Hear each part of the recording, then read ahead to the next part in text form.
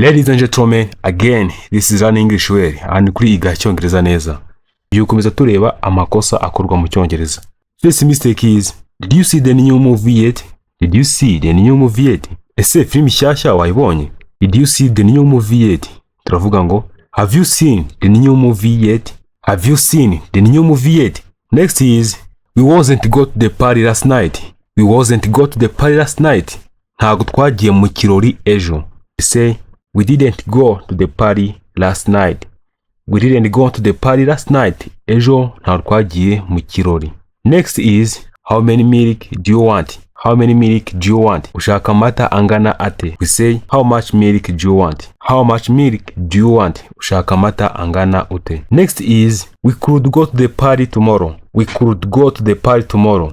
Dushobora kujya mu kirori mu gitondo. We could go to the party tomorrow. We say, we can go to the party tomorrow. We can go to the party tomorrow. Dushobora kujya mu kirori ejo. Next is, he is my best friend since child. Ni inshuti yanjye kuva mu bwana. He is my best friend since child. Turavuga ngo, he has been my friend since child. He has been my friend since child. Inshuti yanjye kuva mu bwana. Next is, I usually get up on 7 o'clock. I usually get up on 7 o'clock. Buri gihe mbyuka saa moya. I usually get up at 7 o'clock. We say, I usually get up at 7 o'clock. I usually get up at 7 o'clock. Next is, can you give me any information? Can you give me any information? Ese hari amakuru wampa? Can you give me any information? We say, can you give me some information? Can you give me some information? Next is, if I was you, I could take this job. If I was you, I could take this job. We say, if I were you, I could take this job.